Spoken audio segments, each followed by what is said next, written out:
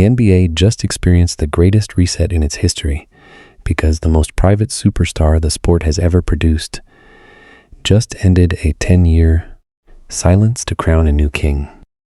Tim Duncan just went on record and basically declared Wembanyama his favorite player in the league right now, speaking at length about how genuinely special this kid is.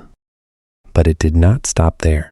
If you think Duncan was simply observing from a comfortable distance, you are about to completely miss the most significant takeover currently unfolding in professional basketball. Rumors are now officially leaking from the Spurs facility that Tim Duncan has ended his self-imposed retirement from the public eye specifically because he wants to personally coach Wembanyama through the finals. The NBA has never witnessed anything remotely like this. Everyone understands that Tim Duncan spent the last decade treating the NBA as though it simply did not exist. But then he suddenly materialized in the front row at the Frost Bank Center in the spring of 2026 just to watch a 22-year-old French kid dismantle his franchise records, sitting there with a massive grin on his face the entire time. This is a man who despises attention so deeply that he did not even deliver a proper retirement speech back in 2016. He simply slipped out through the back door and disappeared entirely to customize cars and play paintball while ignoring everyone who tried to reach him. Greg Popovich literally stood in front of a room packed with reporters in 2022 and announced that Duncan was permanently finished with basketball and would likely never attend another game because he had absolutely no interest in coaching or maintaining any kind of public presence. Pop had essentially given up attempting to get him near a practice facility because Duncan simply wanted to live his life entirely on his own terms. And then Victor Wembanyama began casually surpassing Duncan's rookie and playoff records. And the man who had sworn the sport off completely is suddenly appearing courtside looking like a proud older brother, watching his legacy get carried forward. Legendary NBA insider Mark Stein dropped a detailed report revealing that Duncan quietly reached an agreement to begin showing up at the Spurs practice facility on a regular basis, specifically to go one-on-one against Wemby and pass down decades of accumulated knowledge while personally helping prepare him for the finals. Consider the actual weight of that against anything else you have seen from a superstar in this era. Because as far as anyone can recall, nobody came out of retirement simply because of LeBron.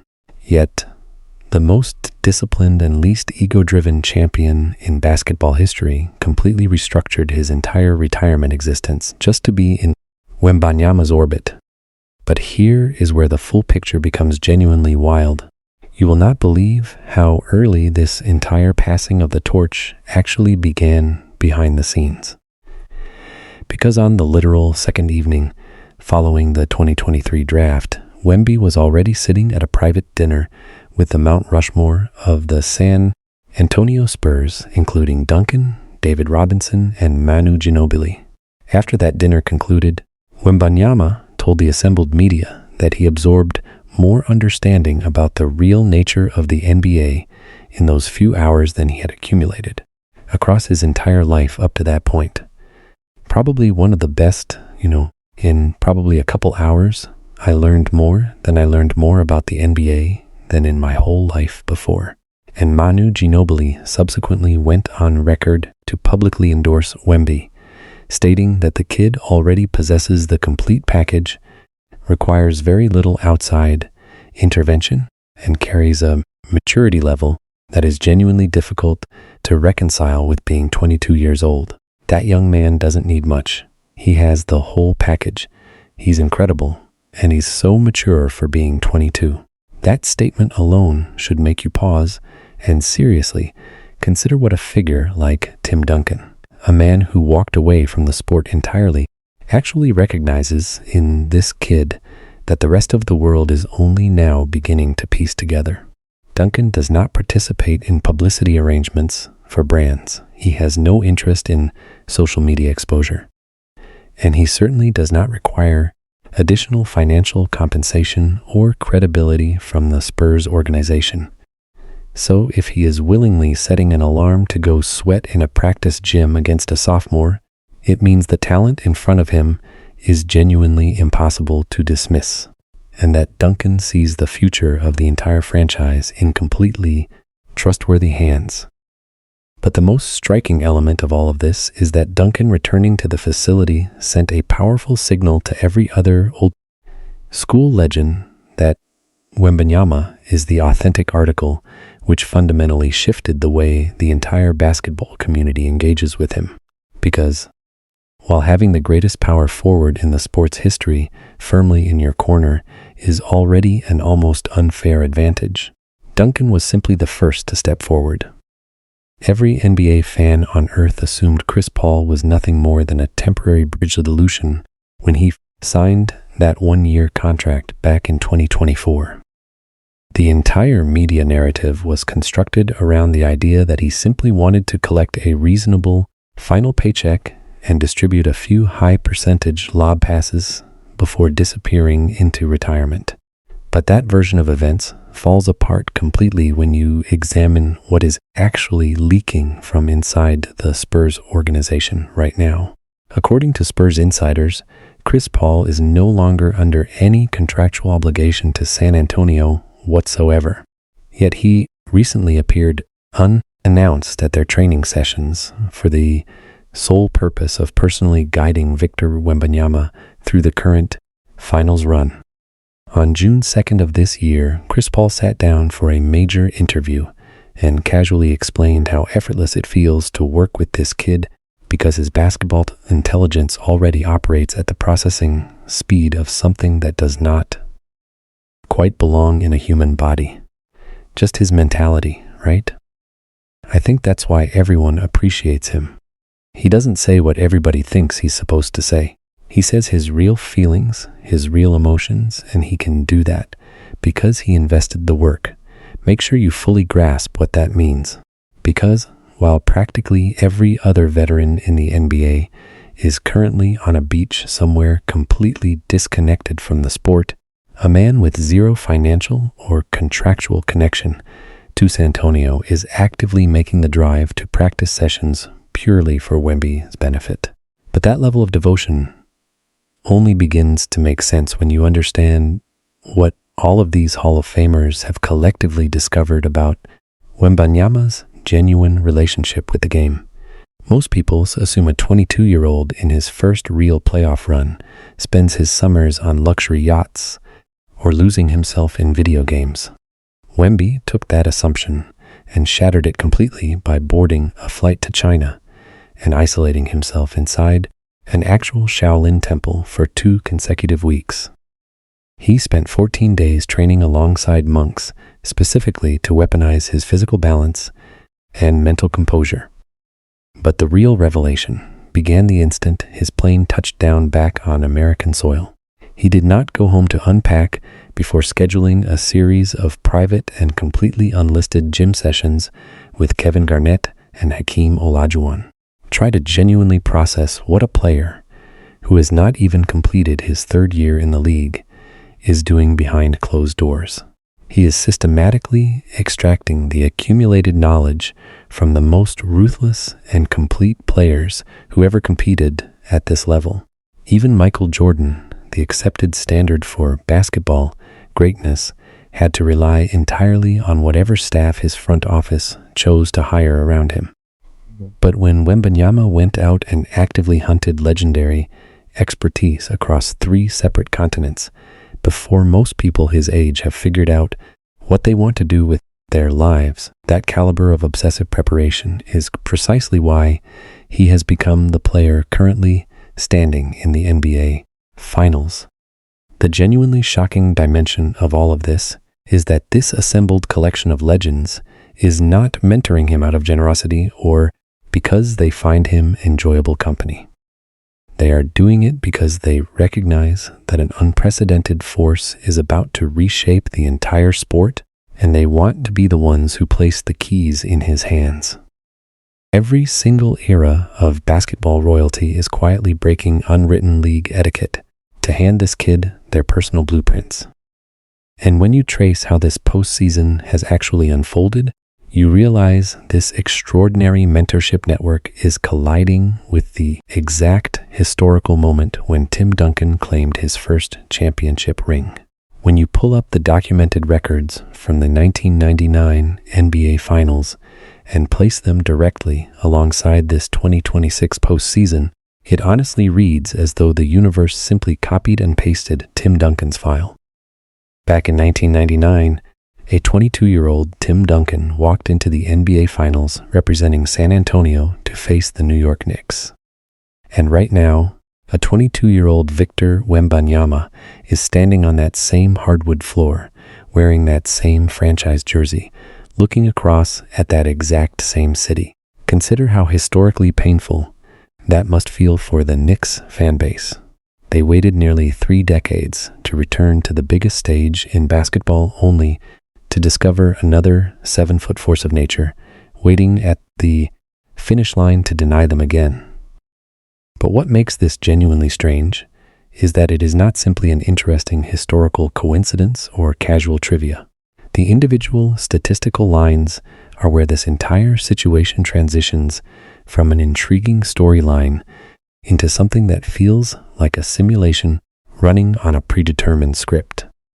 During that legendary 1999 championship run, Tim Duncan averaged 23 points, 11 rebounds, and 2 blocks per game while shooting 51% from the field.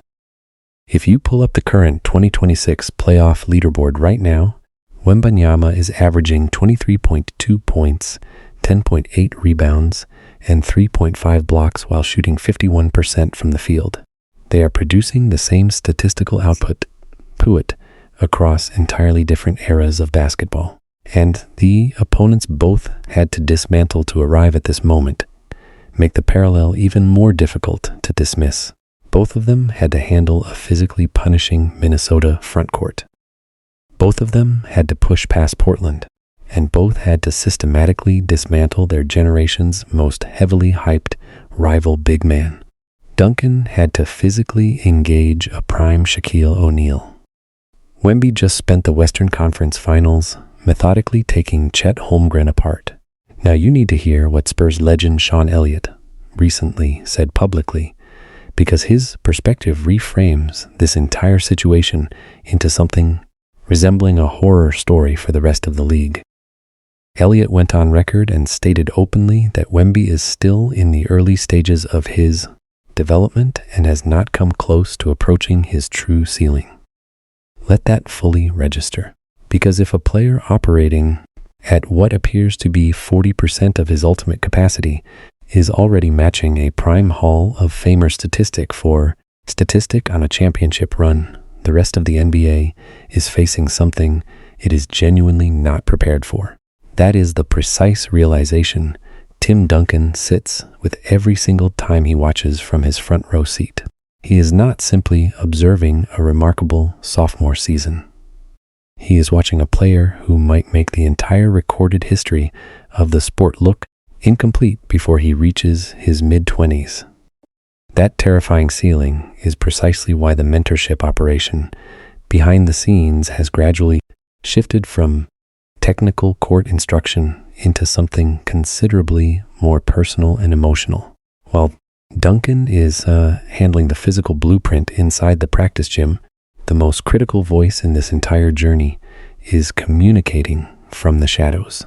Everyone assumes Greg Popovich is fully disconnected from the daily pressure of this playoff run. But nothing could be further from the truth. What the majority of fans have not been told is that Popovich is conducting a full-scale NBA Finals masterclass through text messages while recovering from a serious medical situation away from the team. Every analyst and media commentator assumed the Spurs would completely unravel the moment Pop was forced to step back from the sideline. The opposite has occurred. Because his relationship with Victor Wembanyama has developed into the most emotionally layered coaching dynamic professional basketball has ever witnessed. Wemby casually revealed a significant detail during a recent post-game press conference, sharing that he speaks with Pop every single day before and after games. Whether it is a brief text exchange or a late-night phone call, Popovich is actively watching every possession from his couch, continuously messaging Wemby to slow down, attack off 2 feet, and stop accelerating his decision-making against the New York defensive scheme. The thought alone is genuinely overwhelming. Pop guided Tim Duncan to 5 separate championships across 2 decades. And now he is engineering the construction of an entirely new dynasty through a smartphone screen.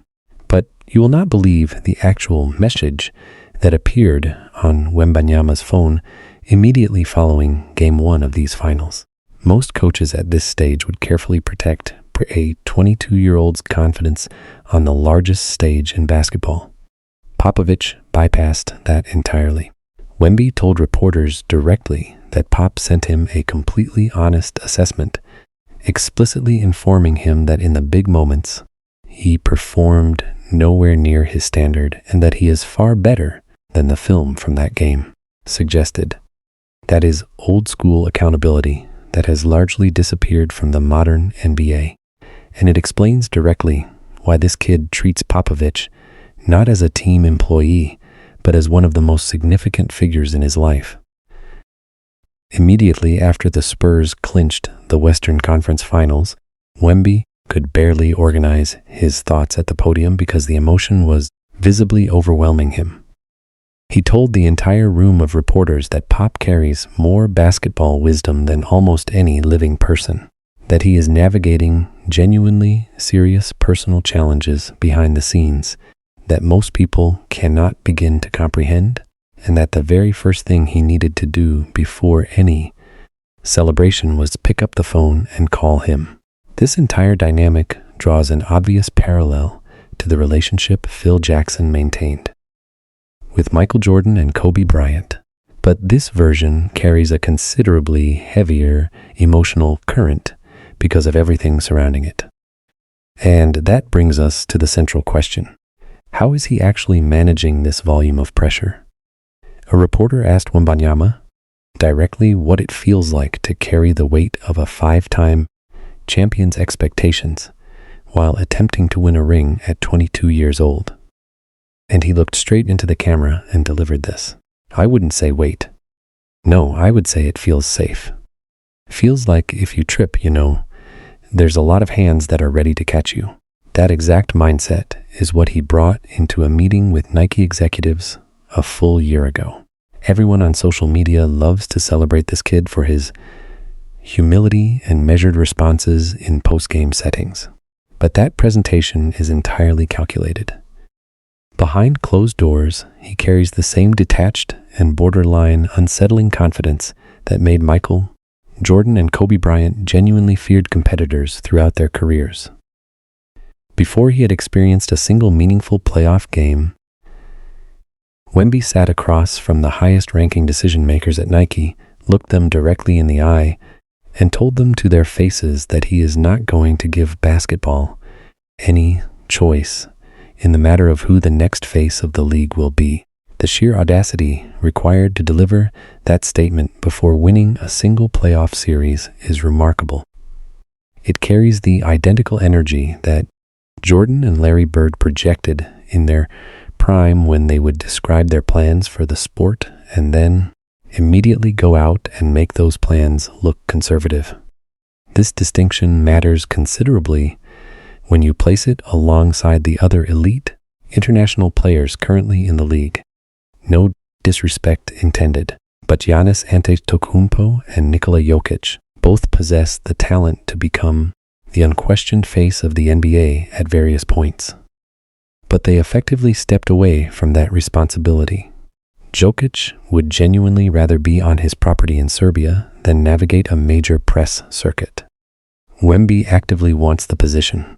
He is openly pursuing it and informing the world that nothing is going to prevent him from claiming it.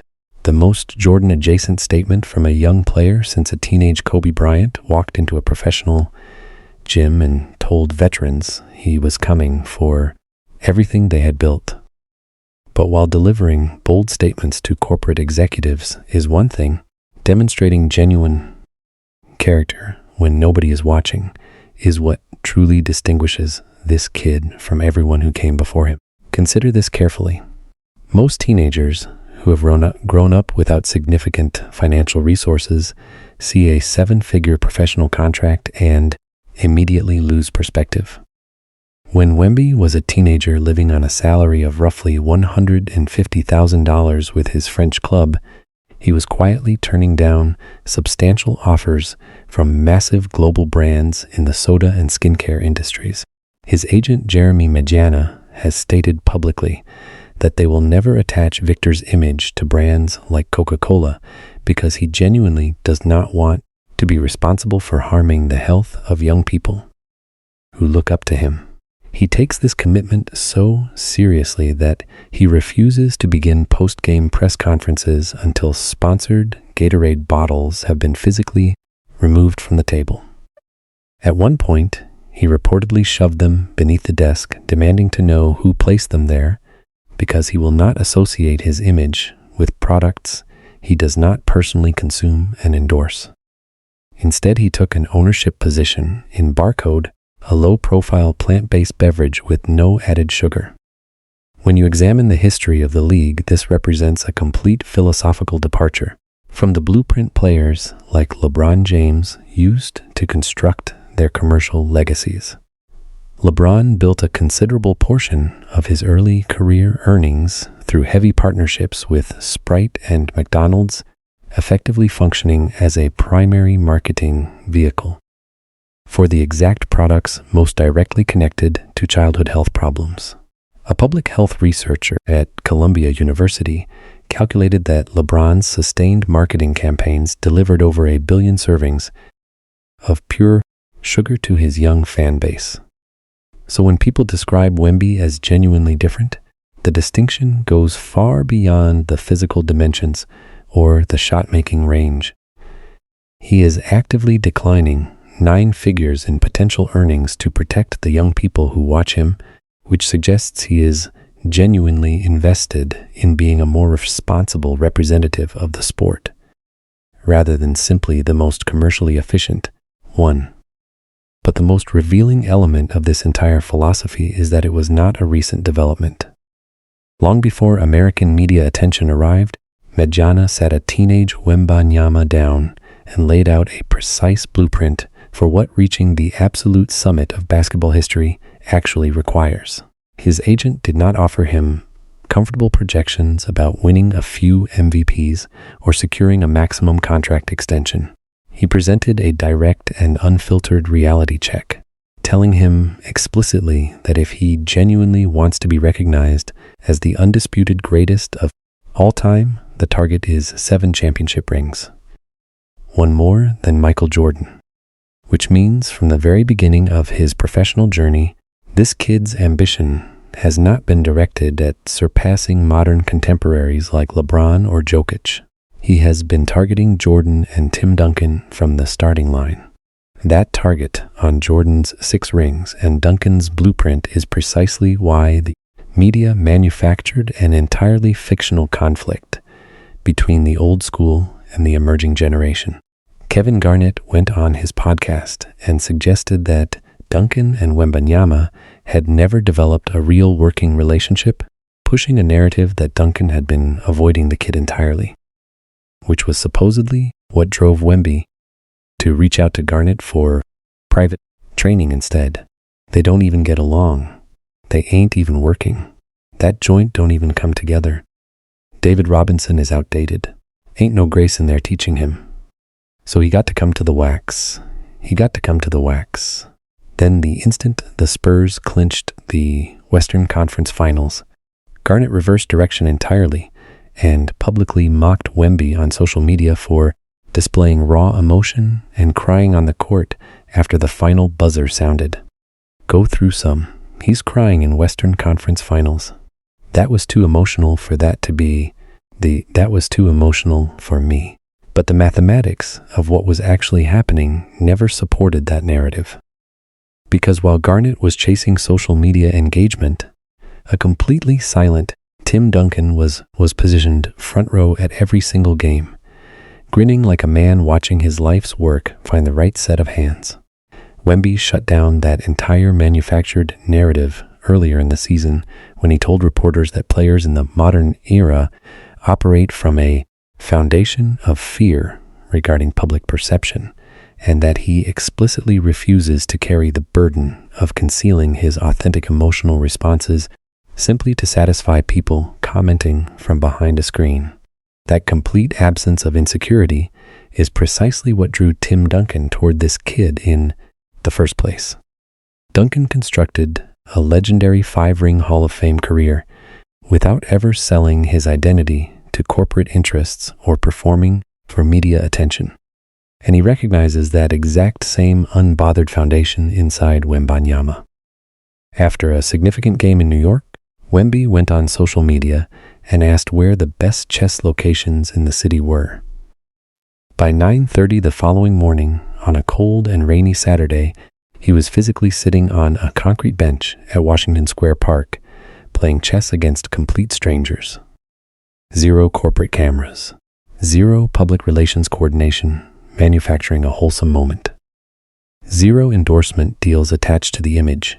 He was simply a young man sitting in the rain, getting systematically defeated by local chess regulars and enjoying every moment of it because he wanted to actually improve. Think about the last time you witnessed a current NBA superstar do something purely for personal growth without converting it into branded content. It simply does not happen in today's landscape. Duncan saw that unperformed obsession with basketball and realized the franchise had finally arrived in the care of someone who genuinely deserves it. Wemby turning down 9-figure soda contracts to protect children, actively tracking down retired legends across multiple continents for their defensive knowledge, dominating the league entirely on his own terms. This is the most Duncan-coded behavior the NBA has witnessed since Duncan himself was drafted in 1997, which leaves us with one final and genuinely unsettling question that every other franchise in the league is quietly hoping you do not spend too much time thinking about. Is Wembanyama already operating on Tim Duncan's legendary wavelength? And if he closes out this series and claims a championship ring, is the conversation about the greatest sophomore season in the recorded history of professional basketball already over?